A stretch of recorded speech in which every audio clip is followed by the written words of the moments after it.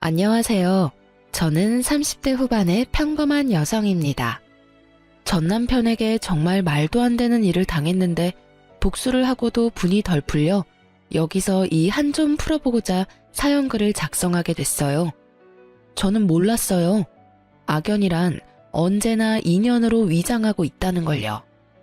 그래요.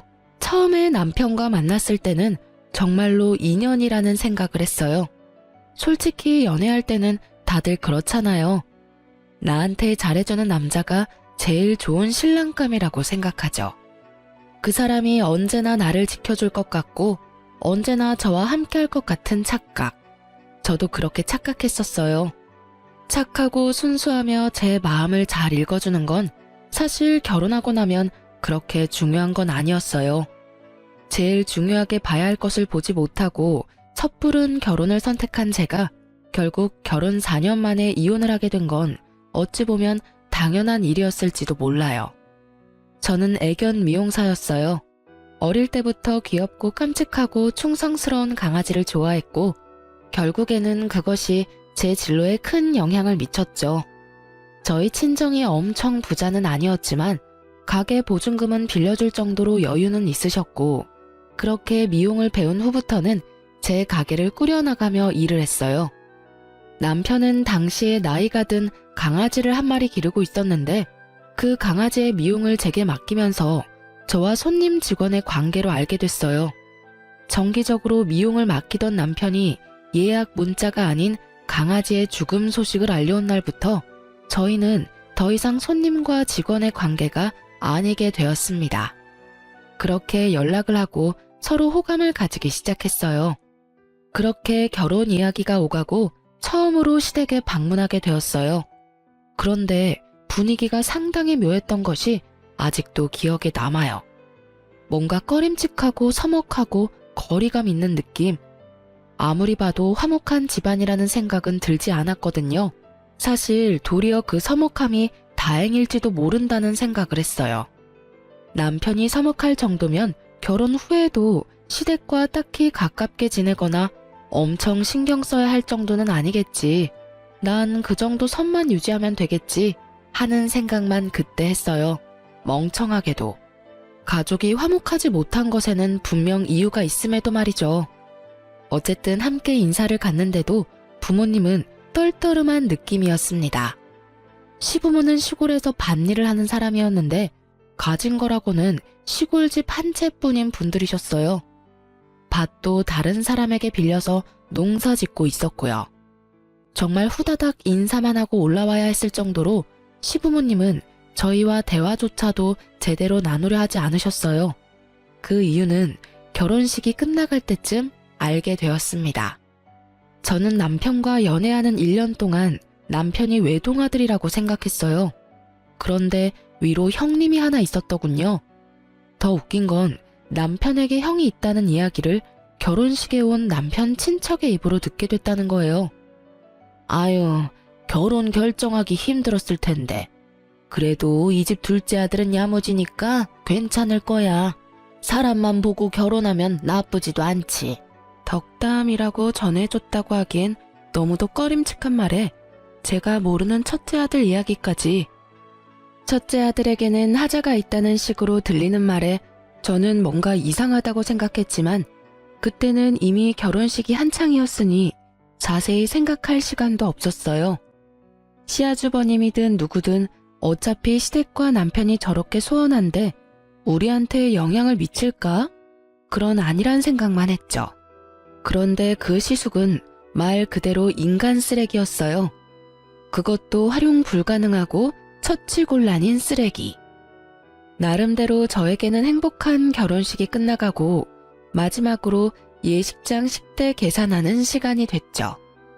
저는 부모님과 계산을 했는데 시댁에서 갑자기 부산스럽게 난리가 났더라고요. 뭐? 돈 가방이 왜 없어져? 축의금 잘 챙긴 거 맞아? 사촌동생이 어깨에 꼭 메고 다녔는데 순식간에 열린 상태로 안에 내용물이 다 사라졌어요. CCTV 돌려보니까 형이... 아이고, 그것이 또 어디서 소식을 기어듣고 나왔구나. 그 역병 같은 놈이 또 나왔어. 이를 어쩌냐? 그 돈이 없으면 지금 당장은 식대 낼 돈도 없어. 남편과 시부의 대화에 저는 못 본 척 할 수가 없어서 남편에게 슬쩍 다가가 말했어요. 무슨 일 있어? 자기야. 저기, 미안한데 우리 식대 좀 대신 내줄 수 없을까? 아버지가 본가에 모아놓은 돈이 조금 있으신데 나중에 시댁 갔다 와서 돌려줄게. 친척 중에 한 명이 다 가져간 것 같아. 미안하다며 이마를 연신 매만지던 남편의 모습에서 민망함과 곤란함이 묻어나왔기에 저는 일단 이 상황을 수습하기로 했어요. 게다가 시부가 식대를 돌려준다고 했으니 괜찮을 거라는 생각도 했거든요. 저는 친정아버지에게 부탁해 남은 축의금을 남편의 식대로 썼어요. 친정아버지는 기분이 좋지 않아 보였죠. 단순히 축의금의 절반을 당장 빌려줘서가 아니라 이렇게 경사스러운 날 딸이 시집 가는데 벌써부터 사돈댁에서 잡음이 터져나오니 불안한 마음이 더 컸던 것 같았어요. 그렇게 결혼식이 끝나고 저희는 공항으로 갔습니다. 시 끝나고 몇 시간의 여유를 두긴 했지만 당일 신혼여행을 가기로 했거든요. 그런데 비행기 탑승을 기다리던 그때 남편에게 전화가 한 통 왔습니다. 여보세요? 네, 아버지. 네. 뭐라고요? 집에 도둑이 들었다고요? 저는 순간 뭔가 잘못되어 가는 걸 느꼈어요. 짜증과 곤란이 뒤섞인 표정으로 전화를 끄는 남편은 제 눈을 피하며 한숨만 내쉬고 있었습니다. 아버님 댁에 도둑 들었대? 그게 아버지가 집에 모아두신 쌈짓돈을 다 털렸나 봐. 그래서 장인어른한테 드려야 할 돈을 아무래도 좀 늦게 갚아야 될 것 같은데. 그 이야기에 저도 많이 놀랐어요. 축의금을 도둑 맞은 것도 그렇고 본가까지 털린 걸 보니 뭔가 문제가 있다 싶었죠. 혹시 그 당신 형이라는 사람 말이야. 그렇게 이야기를 꺼내는데 남편 폰으로 문자가 하나 도착했어요. 남편이 그 문자를 읽더니 완전 빡친 얼굴로 폰을 바닥에 내동댕이 쳐버리는 거예요. 저는 너무 놀라 남편이 던진 폰을 줍기 위해 고개를 숙였는데 그때 남편이 보게 된 문자를 저도 보고 순간 멈칫했습니다. 야, 축의금 쏠쏠하더라. 역시 돈 장사는 결혼식이 최고지. 앞으로 몇 번 더 해줬으면 좋겠네. 참, 그리고 아버지한테 돈 잘 쓰겠다고 말씀드려. 그리고 발신인에는 형이라고 적혀 있었어요. 이 형이라는 사람이 이 모든 재앙의 주인공이라는 것을 알고 저는 너무 놀라 남편에게 물었어요. 이 사람이 다 가져간 거야? 이 형이라는 사람은 누군데? 설마 당신 진짜 형인 건 아니지? 진짜 형이야. 형이라는 사람이 동생 결혼식에서 이런 짓 해도 돼? 너무하잖아. 집안의 돈이란 돈은 다 쓸어갔네. 당신 근데 나한테 왜 형 있다는 이야기 숨겼어? 만나서 좋은 사람이면 이야기했겠지만 옛날에도 지금에도 여전히 집에 돈만 생기면 어떻게 냄새 맡고 와서 다 끌어가는 사람이거든. 어릴 때 살던 집도 몇 번이나 털렸고 아버지 통장에 있던 적금도 다 깨서 가져가고 논이며 밭이며 팔아먹은 것도 엄청나거든. 집에 경조사 있으면 와서 가져가는 것도 그렇고 이번에 우리 결혼 때도 형님한테 알리지 못하도록 힘썼는데 어떻게 알고 왔는지. 그래서 결국에는 우리 부모님도 저렇게 힘들게 살고 계시고 형 때문에 나랑 부모님 사이도 서먹해졌고 아버지는 대기업 다니는 나한테 불똥 튈까봐 본가에도 자주 못 오게 하실 정도였거든. 남편의 입에서 나오는 형에 대한 인상은 제 생각보다 더 충격적이었습니다. 아니, 그런 걸 숨기면 어떡해. 게다가 이 문자는 또 뭐야? 이제 막 결혼하는 사람한테 결혼을 몇 번 더 하라고? 이게 제정신이야? 동생 축의금 몰래 가져가서 가족들 곤란하게 만든 것도 그래. 도대체 뭐 하는 사람이야? 진짜 너무하잖아. 그리고 당신도 그런 이야기가 있으면 나한테 이야기를 해줬어야지. 우리가 결혼할 사이인데 그걸 숨기면 어떡해. 그만해. 나도 알고 있어. 더 이상 이 이야기 그만하자. 그만할 분위기가 아니잖아. 이 상태로 신혼여행에는 어떻게 가? 아버지한테도 좀 이따가 돈 붙여주기로 했는데 어떻게 해? 저도 퍽 곤란한 상황이었어요. 제가 받은 돈은 패백 때 친척들에게 받은 돈과 친구들이 제 계좌로 따로 넣어준 축의금 말고는 없었거든요. 제가 일하며 모아놓았던 돈은 결혼식 자금과 우리가 살 신혼집의 전세금을 절반을 부담하는 바람에 정말로 남아있는 돈은 거의 없는 상태였죠. 근데 당신도 당신이지만 시아버지 시어머니도 그래. 집에 그런 문제가 있으면 나한테 말이라도 해줬어야지. 이건 뭐 아무것도 모르고 다 뺏긴 꼴이잖아. 그만하라고 했지. 그게 우리 부모님까지 나올 일이야? 형이 잘못하긴 했지만 부모님도 형도 내 가족이야. 내 앞에서 가족 욕하지 마. 그게 얼마나 기분 더러운 건지 몰라서 이래? 욕? 내가 지금 욕을 언제 했어? 그럼 넌 이게 맞다고 생각해? 내가 당신 가족 구성원도 제대로 모르고 결혼한 게 진짜 결혼하는 게 맞는 거냐고. 며느리가 되는데 그 집에 형이 있는 걸 결혼식이 돼서야 알아? 그건 상식적인 일이야? 그리고 당신이 감싸는 그 형이 우리 집에 피해를 안 줬으면 모르겠는데 지금 벌써 우리 집에 피해를 끼치고 있잖아. 당신이 감싸야 할 사람이 축의금 다 가져간 형인 거야? 아님 돈 없을 때 도와준 우리 가족이랑 나야. 기분이 더러우면 어떡할까? 사과라도 해줘. 근데 그 사과 원하면 우리 집 돈부터 갚아. 우리 아버지한테 당신이 사과 먼저 하고 집안에 있는 도둑 간수도 제대로 못해서 급한 불 꺼준 나한테 이제는 뭐? 기분이 더럽다고? 도와준 나한테 지금 할 소리야? 왜 화를 내? 그냥 말로 해도 되잖아. 왜 이렇게 감정적으로 나와? 소리 지르지 말고 말로 하라고. 소리를 지르고 말고 할 게 아니라 너 하는 말이 소리를 지르게 만들잖아. 내가 한 말 중에 틀린 말은 하나도 없는데 왜 당신이 이렇게 당당해? 내 기분 더러워진 건 생각 안 하고 너 기분 더러운 것만 신경 쓰고 있으면서 내가 지금 웃으면서 해준다고 좋아서 도움 주고 있다고 착각하나 본데 나도 내 기분 더럽게 만들고 싶지 않아서 필사적으로 여태까지 너한테 티 안 내고 버틴 거라고. 그 와중에 너는 네 생각만 하고 네 가족 생각만 하지? 나도 내 가족 생각했으면 지금 당장 다 내팽개치고 나 혼자 여기 남았을 거야. 신혼여행은 무슨 신혼여행? 이 기분으로 여행을 뭐하러 가? 그것도 나 열받게 만든 인간이랑. 결국 열받아서 남편에게 한 소리 퍼부은 저는 온몸으로 기분 나쁜 티를 뿜어냈습니다. 참을 수 없었어요. 자기가 왜 나한테 기분이 더럽다고 말해요? 이 상황에서 진짜 기분이 더러워야 할 사람이 누군데. 저는 아버지께 가야 할 축의금의 절반까지 날아갔고 그 돈을 언제 받을 수 있을지 모른 상태가 되었으며 아주버님이라는 작자에게 결혼을 몇 번이나 더 하라는 문자까지 보고 완전 열이 받은 상태인데 게다가 남편 수중에 있는 돈이 한 푼도 없으니 더 문제였어요. 신혼여행에서 돌아오는 길에 양가 부모님 선물을 사오기로 했는데 이렇게 되면 양가 부모님 선물도 제 돈으로 사야 하는 상황이 됐잖아요. 단순히 돈이 들어서 화가 난 게 아니었어요. 이 행복한 신혼여행의 기분을 완전히 잡치게 돼서 짜증도 났는데 돈까지 내가 다 내서 무언가를 해야 한다는 상황이 더 열이 받은 거였죠.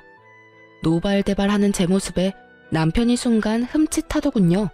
결혼할 때까지는 저는 한 번도 화를 낸 적이 없었거든요. 아마 제가 화내는 모습을 처음 봤을 수도 있어요. 제가 화를 안 낸 이유는 단순했어요. 서로 다른 환경에서 자랐으니 저와 다른 면을 발견하더라도 상대방에게 그걸 고치라고 강요하지는 않았거든요. 근데 남편도 저한테 상식적인 선에서 대했고요. 그런데 이번은 그 상식에서 완전 벗어난 일이었잖아요. 피해는 저와 저희 집이 다 당했는데 자기 가족만 감싸고 도는 남편 놈을 보니 제가 결혼을 잘못했나는 착각까지 들 정도였으니까 말이죠. 그제서야 남편 놈은 눈을 동그랗게 뜨고는 주춤거리며 제게 말을 하더군요. 자기야, 내가 정말 미안해. 내가 잠깐 정신이 나갔나 봐. 그래, 당신은 충분히 화낼 수 있지. 나도 형 때문에 화나고 짜증나서 그랬어. 당신한테 화내야 할 일이 아닌데. 화 다 내고 사과하면 뭐가 달라져? 내가 기분 나쁜 건 너는 할 말 다 해서 속이 시원해졌고 사과 한마디면 끝나는데 나는 속으로 더 열받고 있는데 수천 마디 말을 당신 사과 하나 때문에 못하게 된다는 점이야. 여기서 화를 내면 또 나만 나쁜 여자 되는 거니까. 사과를 할 거면 사과할 일을 좀 만들지 마. 생각해보면 단순하잖아. 아니면 좋게 말하고 끝날 일들이었고. 당신 가족이 저렇다는 건 이미 저렇게 됐으니 어쩔 수 없지만 그렇다고 당신까지 나를 이런 식으로 대하는 건 아니지. 미안해. 정말 미안해. 그 형이랑도 절대 연락 안 하고 살 거야. 당신한테 더 이상 피해주지 않도록 조심하면서 살게. 장인어른께 빌린 돈들도 최대한 내가 빨리 갚을게. 그러니까 화 풀어. 당연한 말을 내가 화를 내고서야 하는 남편을 보며 저는 한숨만 푹푹 내쉬었습니다. 신혼여행을 갔지만 순간순간마다 그 일들이 떠오르니 제대로 즐길 수가 없었어요.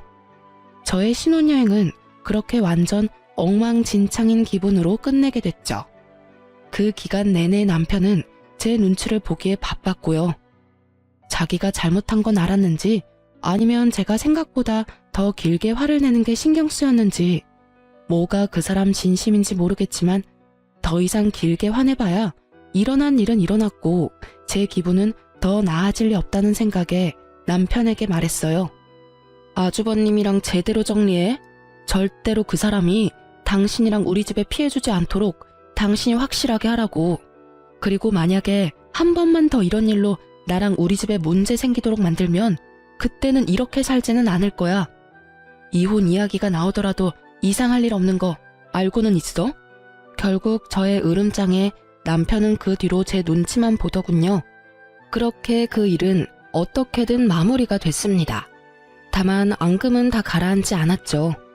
그래도 더 이상 시댁이나 아주버님에 대한 이야기가 저에게는 들려오지 않는 걸 보며 천만다행이라고 생각하며 살았어요.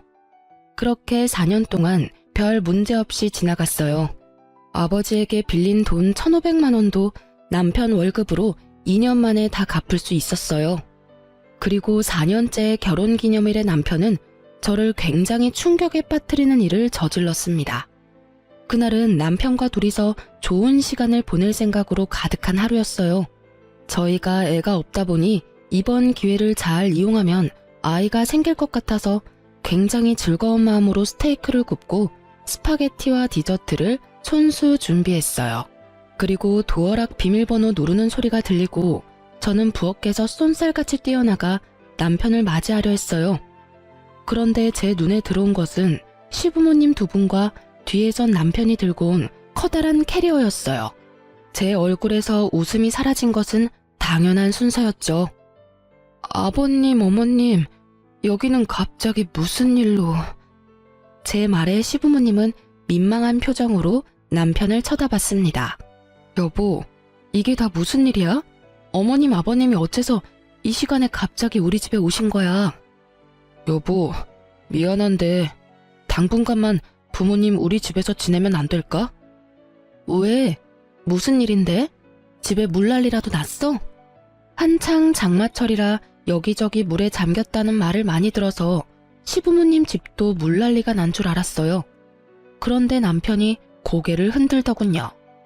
아, 형이 아버지 집 계약서랑 인감도장 들고 가서 집을 팔아버렸어. 뭐? 갑자기 아주버님 이야기가 또 왜 튀어나와? 여태껏 가만히 있다가 왜 지금에서야? 사실 의아하긴 했죠.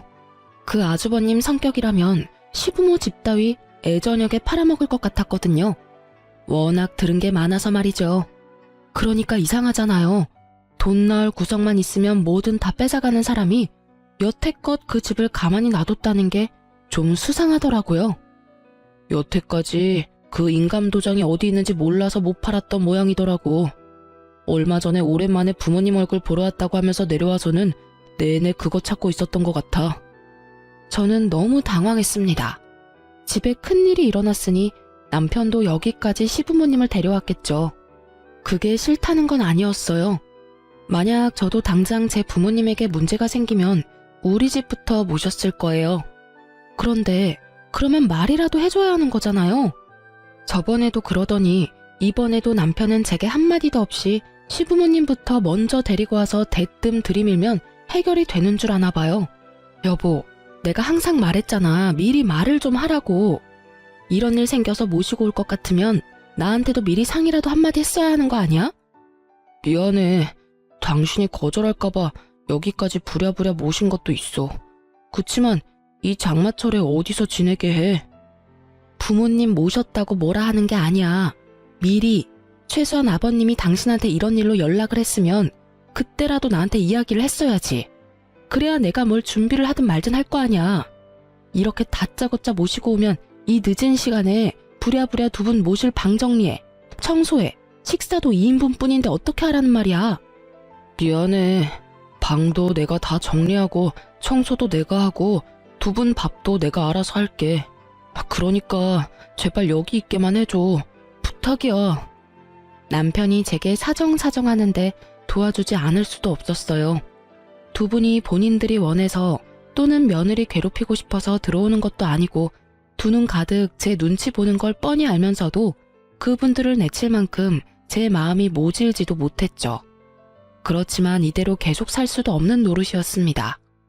두 분은 할 일을 찾지 못해 계속 불안해하셨고 계속 시골로 내려가고 싶어 하셨어요. 결국 저와 남편은 상의 끝에 제가 모아뒀던 돈 2천만 원을 시골에 있는 집에 월세 보증금으로 넣어 시부모님 두 분을 모시기로 했어요. 전세를 해드리고 싶었지만 돈이 없으니 어쩔 수 없이 월세를 들어갈 수밖에 없었죠. 그렇게 보증금을 넣으면서 이름은 제 이름으로 계약했어요. 그 아주버님이 언제 또 이 재산을 노릴지 모르니 제 이름으로 해야만 했죠. 시부모님도 남편도 모두 동의한 사항이었어요. 그렇게 어떻게든 급한 불은 껐지만 저는 속으로는 내내 부글부글 끓었어요. 남편도 남편이지만 그 시숙의 존재 때문에요. 도대체 뭐하는 작자이길래 우리에게 이렇게 피해를 주나 싶었거든요. 어떻게든 한 번은 정리해야 할 문제라는 생각이 들었죠. 아니, 평생 동안 모은 돈을 갈취당하면서 살 수는 없는 노릇이잖아요. 그래서 결국은 각오를 다지고 아주버님의 뒤를 캐기로 했어요. 흥신소라는 게 보통은 불륜을 잡는 곳인데 저는 가족의 뒤를 캐려니 약간 기분이 이상했어요. 그래도 이대로라면 우리가 피해를 고스란히 입겠다 싶어서 어디서 뭘 하는 사람인지 주소와 전화번호를 알고 싶다고 했어요. 흥신소 직원이 남편은 전화나 주소 같은 건 모르냐고 묻길래 남편도 연락을 끊어서 모른다고 말했거든요. 그런데 얼마 뒤 흥신소 직원이 제게 아주버님 조사한 서류를 주더라고요. 진짜로 남편이 모르는 거 맞나요? 저희가 뒤를 캐보니 전혀 다른 내용이던데 한번 확인해 보시죠. 그게 무슨 말이에요? 남편도 시숙이랑 연락 끊은 지 오래돼서 모른다고 하던데.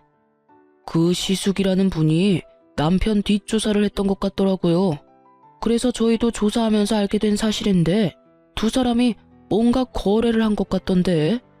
그 부분은 저희가 상세히 알기는 어렵고요. 사실 저희가 완전 다르다고 한 건 그 뒷부분에 넘어가면 있거든요. 먼저 확인 한번 해보세요. 흥신소 직원의 말에 저는 서류를 한 장 한 장 넘기다가 너무 놀라 뒷목을 잡을 뻔했어요. 게다가 너무 화가 나서 손에 힘을 너무 많이 주는 바람에 들고 있던 서류까지 구겨지고 찢어졌죠. 뒷조사에는 아주버님만 있었던 게 아니었어요. 남편이 웬 여자와 만나는 게 찍혀 있더라고요. 여기서 불륜이라니. 제가 너무 놀라 부들부들거리고 있자 그 직원분이 저한테 말해주더군요. 저희가 서로 만나는 걸 직접 확인했습니다. 두 분이 뭔가 이야기를 하고 남편분이 돈을 건네더군요. 두 분의 대화 내용은 일단 녹음해 왔습니다. 그리고 의뢰 대상만 쫓으려고 하다가 혹시나 해서 남편분도 같이 쫓았는데 이런 결과가 나왔어요. 맨 마지막에는 숙박업소에 함께 들어갔다가 함께 나오는 남편과 상간녀의 모습이 그대로 찍혀 있었어요. 아주버님을 조사하려다가 남편의 불륜을 알게 된 제 기분은 완전히 바닥을 쳤습니다. 그리고 직원이 들려주는 대화 내용을 듣고는 더 열이 받아버렸죠. 왜 또 돈을 달라고 하는데? 나 이제 돈 없다니까? 그 일은 저번에 준 2천만 원으로 끝난 거잖아. 형이 비밀 지키겠다고 했고 그것 때문에 내가 아버지 인감이랑 집 계약서 어디 있는지 알려줬잖아. 야, 그럼 네 마누라가 알아도 좋아? 너 네 마누라한테 돈 많이 빌렸다며? 네가 밖에서 그런 짓이나 하고 돌아다니는 거 알면 마누라가 참 좋아하겠다. 그치? 돈 주기 싫으면 말어. 내가 직접 네 마누라한테 가서 네가 어떤 여자랑 어디서 뭘 하는지 가르쳐 줄 테니까. 이 대화를 들으니 단번에 알겠더군요. 시숙은 남편이 바람 피운 장면을 목격했던 거예요. 그리고 그걸 비밀로 해주는 조건으로 남편을 꼬드겨 인감도장을 찾아 집까지 팔 수 있게 됐고요. 이 모든 게 남편 놈의 불륜 때문에 벌어진 일이라는 것도 일목요연한 일이었습니다. 그래놓고 모든 걸 자기 형 책임으로 몰아가다니. 애초에 남편이 불륜을 저지르지 않았다면 그 형이 그걸 빌미로 시부집을 팔 일도 없었을 테고 제가 보증금을 마련해야 할 일도 없었을 테죠. 저는 너무 열받아서 추가로 남편과 상간녀에 대해 조사를 부탁했습니다. 그리고 혹시라도 남편에게 숨겨진 재산이 있는지도 확인했어요. 저는 그날 저녁 늦게 집에 들어갔습니다. 남편과 마주치면 바로 욕이 튀어나올 것 같아서 남편에게 먼저 자라고 문자한 뒤에 12시가 다 돼서 집으로 들어갔어요. 그리고 잠자고 있는 남편의 휴대폰을 들고 와 본인 인증을 했는데 토지와 아파트가 있더라고요. 저와 사는 집 하나만 공동 명의로 뜰 줄 알았는데 논밭도 있었고 아파트도 한 채 더 있더군요. 그 땅들이 시골에 있던 시부모님 살던 지역이더라고요. 아무리 봐도 시부모님이 남편에게 시숙 몰래 넘겨주신 재산 같았어요. 그걸 보는데도 완전 어이가 없었어요. 돈이 있는데도 저한테 모든 걸 다 떠맡기고 돈을 내도록 만들었잖아요.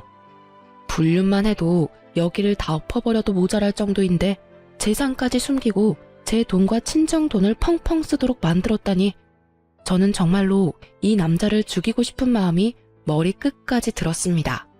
이건 절대로 이혼감이라는 생각이 들었죠. 그런데 참았어요. 왜냐고요? 불륜은 증거 싸움이고 어찌됐든 증거가 불충분하거나 불법적인 경로로 얻은 거면 저에게 오히려 더 불리하게 작용한다고 들었거든요. 인터넷에 떠도는 이용 글들에서 얻은 정보였어요. 그리고 저는 제가 불행해지는 건 싫어요. 나쁜 연놈들이 불행해지는 걸 보고 싶은 거지. 게다가 흥신소에서 수집한 증거들은 모조리 불법 증거가 될 수도 있어서 일단 제 손으로 띄어야 했죠. 다행히 여름 휴가철이라 여름 휴가 명목으로 가게 문을 일주일간 닫았어요. 그리고 그 일주일간 남편 뒤를 캤답니다. 아주 고구마 줄기처럼 줄줄이 엮여 올라오더군요. 숙박업소에 함께 들어가는 사진과 함께 나오는 사진, 그리고 두 사람이 팔짱 끼고 애정 표현하는 사진까지 모조리 제가 직접 쫓아다니며 살심을 숨기고 찍은 사진들이었습니다. 그리고 남편 자는 동안 남편 지문으로 폰 열어서 그 여자랑 나눈 증거 대화들 모두 사진 찍어놨어요. 그리고 마지막 증거는 저 혼자가 아닌 시부모님과 함께 하게 됐습니다. 바로 남편이 그 상간녀와 숙박업소에 들어갈 때 시부모님을 불렀어요. 저는 시부모님에게는 남편이 할 이야기가 있다는 말로 이쪽으로 오시도록 만들었습니다. 몇 호에 들어갔는지 확인한 저는 그 방문 앞에서 동영상을 찍기 시작했습니다. 문 앞에 바짝 대고 있어서 그런지 녹음이 그래도 됐더군요. 두 분 부모님이 왜 이런 곳으로 불렀냐며 눈살을 찌푸리는데 저는 잠시만 계셔달라고 했어요. 남편이 여기서 곧 나올 거라고요. 부모님은 전혀 의심도 안 하시더군요. 그리고 문이 열리자 남편이 제 얼굴을 보며 깜짝 놀랐어요. 어머니, 아버지, 그리고 당신 여기서 뭐 하는 거야? 뭐 하긴, 남편 같지도 않은 놈 불륜 증거 잡고 있지. 내가 이 방 앞에서 장장 2시간을 기다렸다, 이 새끼야. 네가 감히 날 놔두고 바람을 펴? 네가 어떻게 그럴 수 있어, 어? 남편에게 소리 지르자 남편 뒤를 따르던 여자가 놀라서는 다시 방으로 들어가서 문을 걸어 잠그더군요. 저는 그 방 안에 소리쳤어요. 나올 때까지 나도 안 가. 지금 당장 모면하려고 해도 어차피 나올 구멍은 여기뿐이거든. 앞에서 기다릴 테니까 얼굴이나 한번 보자. 그때 남편이 제 손을 확 잡더군요. 그만해. 여기서 뭐 하는 거야? 할 말 있으면 나한테 해. 더러우니까 손 떼. 너한테 할 말이 없을 리가 있겠냐? 더러운 놈. 어디서 나한테 이래라 말아야. 하긴 상간녀보다 네가 더 더러운 놈이지. 우리 부모님은 왜 모셔왔어? 너 부모님들한테 할 이야기 없어? 난 네가 할 이야기 많을 것 같아서 모시고 왔는데 집 때문에. 무슨 소리 하는 건데? 저는 시치미 떼는 남편과 아무것도 모르는 시부모에게 흥신소에서 받아온 녹음본을 들려줬어요. 그걸 듣는 동안 남편놈 얼굴은 새파래지고 시부모 얼굴은 벌겋게 달아올랐습니다. 이 인간 말종 같은 놈아, 네가 그걸 네 형한테 알려준겨? 아이고, 세상에 믿을 놈 하나 없다더니 어떻게 네가 그런 짓을 해? 이놈아, 너 그러면 내가 준 논밭이랑 아파트는 어쨌냐? 너 설마 그것까지 팔아먹었어? 아니에요. 그건 아직 있어요. 제 명의는 아니지만. 네 명의가 아니면 누구 명의로 되어 있는데? 남편이 망설이자 시모가 저를 쳐다보며 말하더군요. 설마 며느리 앞으로 했니? 맹세코 제 앞에는 아무것도 없어요. 지금 사는 아파트도 공동명의고 두 분 보증금도 겨우 모은 제 전 재산이거든요. 그럼 설마 너 저 여자 앞으로 다 돌려놨어? 그 말에 남편놈이 말을 하지 않고 고개만 돌리자 시부모가 그 자리에서 털썩 주저앉았어요. 너 미쳤어? 부부 사이도 아닌 생판 모르는 여자한테 지금 전 재산을 맡긴 거요? 난리가 났습니다. 이런 난장판이 따로 없었어요. 저는 저대로 열이 폭발했고요. 이 미친놈이 돈을 그만큼 가지고 있었으면서 여태까지 나한테 빨대를 꽂았어? 네가 사람 새끼야? 지금 당장 우리 아빠한테서 가져간 돈 내놔. 아버지, 나 이 여자랑 이혼하고 명의 변경한 여자랑 결혼하면 그 재산 다시 가져올 수 있어. 그러니까 저 여자랑 이혼만 하면. 시부모의 얼굴에 희미한 희망이 돌아오더군요. 그렇지만 제게는 절망이었어요. 그리고 저 정신 나간 헛소리를 듣고 있는 것도 더는 참을 수 없었어요. 그래서 소리를 꽥 질러버렸죠. 야, 이 정신 나간 놈아, 누가 너랑 이혼 안 하겠대? 아랫돌이 아무한테나 휘두르고 다니는 너 같은 걸레하고 1초도 같이 있기 싫은 게 나야. 이혼을 이야기해도 내가 이야기해야지. 더러운 새끼, 네가 뭔데 나한테 이혼하자고 난리야? 그래, 해, 이혼. 근데 네가 가져간 돈은 다 내놓고 꺼져야지. 우리 아버지한테 빌려간 돈, 내가 내준 보증금, 위자료까지 싹 다 내놔. 돈 없어. 당신한테 주고 싶어도 이미 내 재산 다 넘어갔다고. 가져가고 싶으면 당신 맘대로 해. 난 없어. 실실 웃으며 돈 없다는 남편놈 보니 뒷목 잡고 넘어갈 것 같았어요. 저는 남편놈에게 소리쳤죠. 그래? 그럼 법적으로 해. 당신한테 소송 걸 테니까 아주 잘해봐. 저는 남편을 째려보며 이곳에 오기 전 상담차 들렀던 이혼 전문 변호사 사무실로 전화했습니다. 네, 이혼하려고 하는데 이 인간이 자기 재산을 상간녀 앞으로 다 돌렸다네요. 지금 있는 재산은 저랑 공동 명의로 가지고 있던 아파트인데 그거 처분 못하도록 할 수 있나요? 네, 그럼 그렇게 해주세요. 뭐 한 거야 당신? 신혼집 공동 명의, 명의자 바꿀까봐 못하도록 법원에 신청했어. 이거라도 있어야 너한테 뜯긴 내 돈이랑 위자료라도 건지겠지. 짐 다 싸서 내놨으니까 알아서 찾아가. 그리고 난 절대로 너희 둘 용서 안 해. 그렇게 말하고 돌아서던 저는 방 안에서 모든 걸 듣고 있을 상간녀에게 말했습니다. 상간녀야, 너 직업 좋더라. 내가 곧 그 직업 잘리도록 만들어줄게. 저는 그렇게 말하고 집으로 돌아왔어요. 큰 소리는 쳤는데 진짜 딱 죽고 싶었어요. 너무 비참하고 열받아서요. 왜 나한테 이런 일이 일어나나 싶고 세상 불행은 왜 저에게만 오나 싶었거든요. 그렇게 저는 남편과 상간녀에게 소송을 진행했어요. 아이러니하게도 상간녀 직업은 공무원이었거든요. 뒷조사 해주시던 분들이 여기 오기 직전에 알려줘서 상간녀에게 그렇게 큰 소리 쳤던 거고요. 공무원은 품위 유지를 위반하면 징계를 받잖아요. 그래서 불륜징계 처분을 받을 수 있도록 변호사와 이야기했어요. 그걸 이용해서 완전히 발 디디고 설 곳 없도록 만들기로 했어요. 남의 것을 빼앗을 때는 본인도 뺏길 수 있다고 생각하는 게 당연한 거 아닌가요? 그렇게 저는 남편과 이혼에 성공했어요. 공동명의였던 집도 온전히 제 명의로 바뀌었어요. 남편에게서 받을 재산이 그것뿐이라 위자료와 시부 보증금으로 받아야 할 돈들을 그걸로 가져온 거였어요. 그리고 시골에 얻어준 시댁 보증금은 빼버리려 했더니 계약 기간이 안 돼서 세입자를 새로 구해줘야 빼준다고 하더라고요. 그렇게 저희 신혼집은 제 명의가 됐어요. 그리고 상간녀 위자료 소송으로 받은 돈은 아버지께 드렸어요. 아버지는 남편놈 행동에 열이 뻗치셔서는 욕을 어찌나 하시는지 그거 달래느라 힘들었어요. 너 이대로 있을 거야? 그 망할 놈 좋은 일만 시키고 말이지.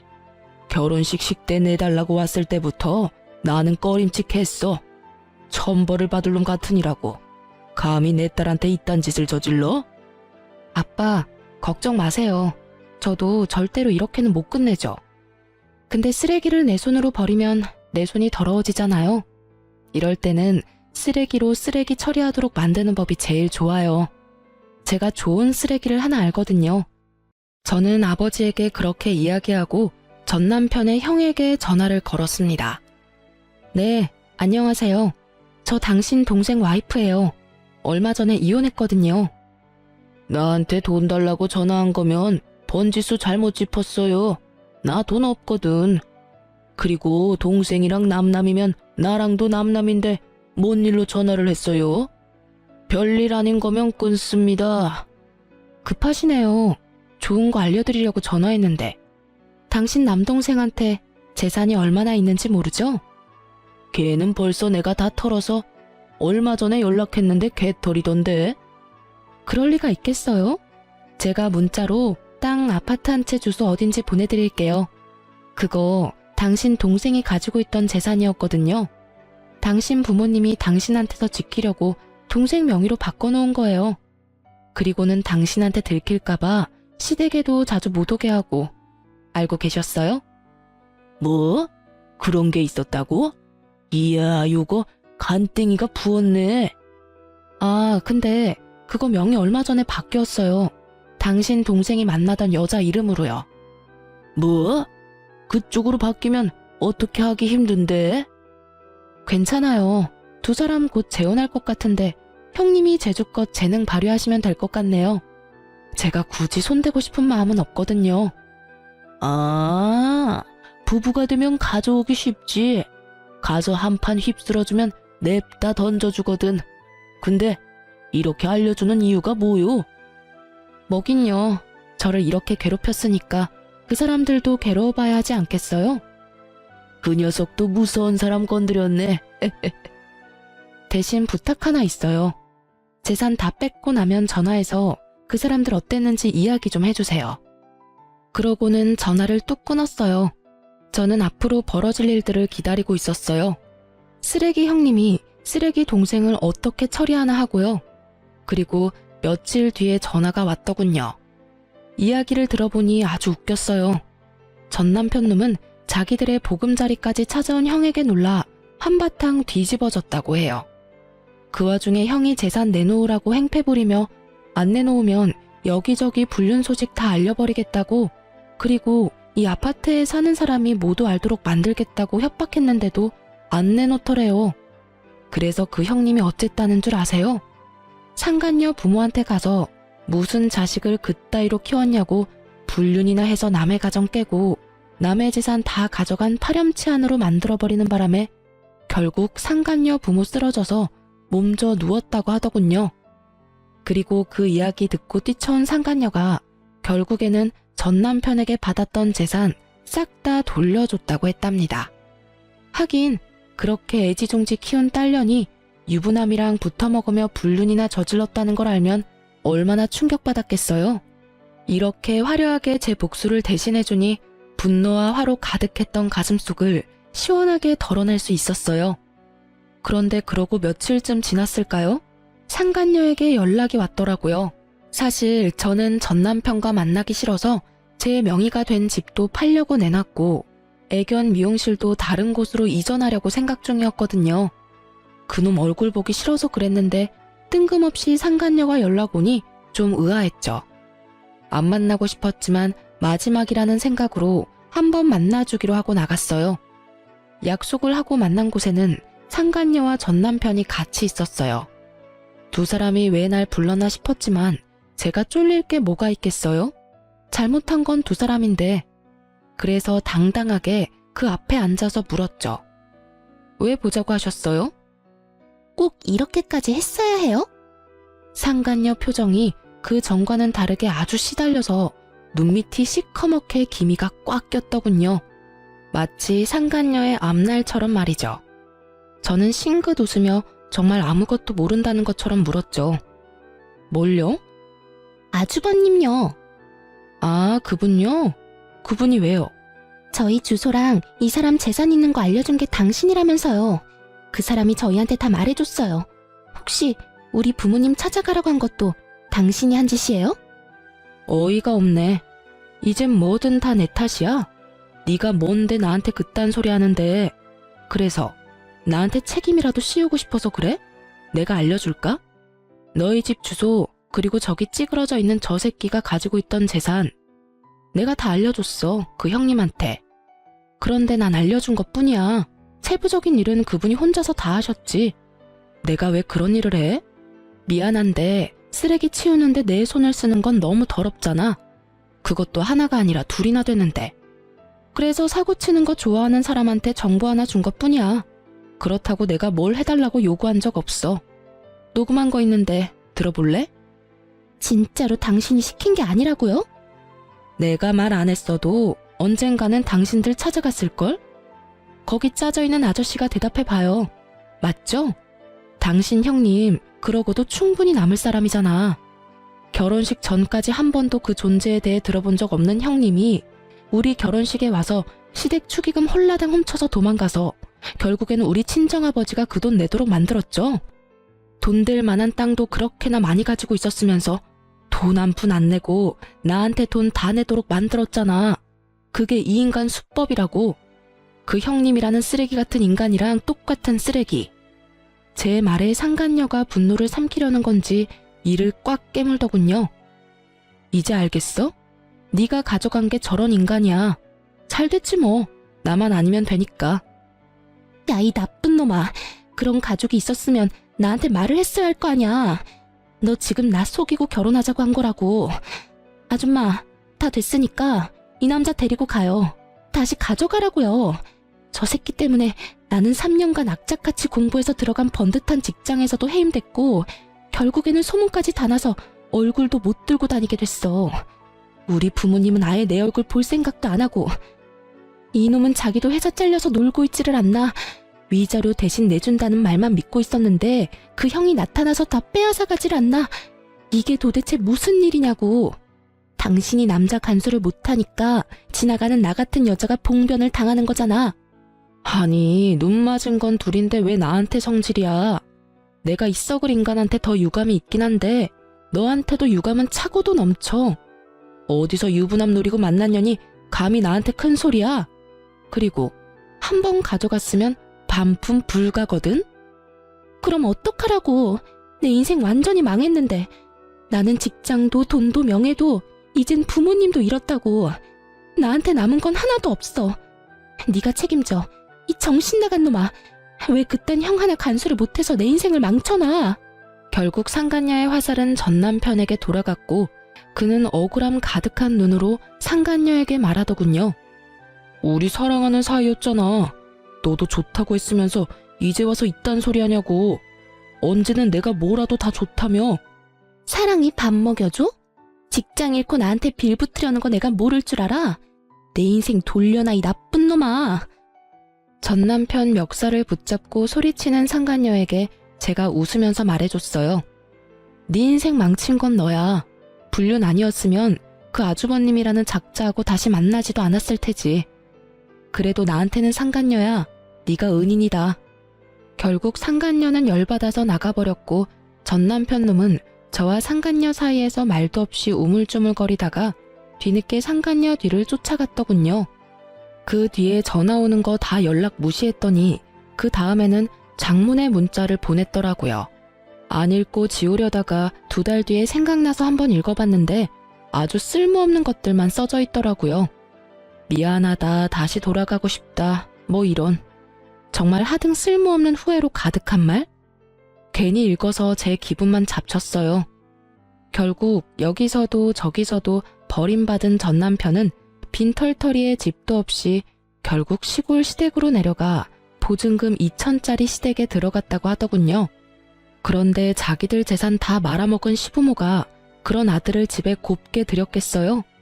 등짝을 때리고 책임지라고 고함을 지르고서야 겨우 용서를 받아 들어갔다고 하더라고요. 그 작은 집을 어떻게든 아주버님 손에서 지키려고 전전긍긍하며 살고 있다는 이야기를 듣고 한바탕 웃었네요. 이래서 쓰레기는 쓰레기로 처리하는 게 깔끔한 것 같아요. 나쁜 짓 하고 시골까지 쫓겨나갔으니 반성은 좀 했을까 모르겠네요. 인생 통틀어 최악의 쓰레기를 천벌받게 만든 제 사연. 여러분은 어떻게 생각하실까 모르겠네요. 지금까지 제 사연 들어주셔서 감사합니다. 좋은 하루 되세요.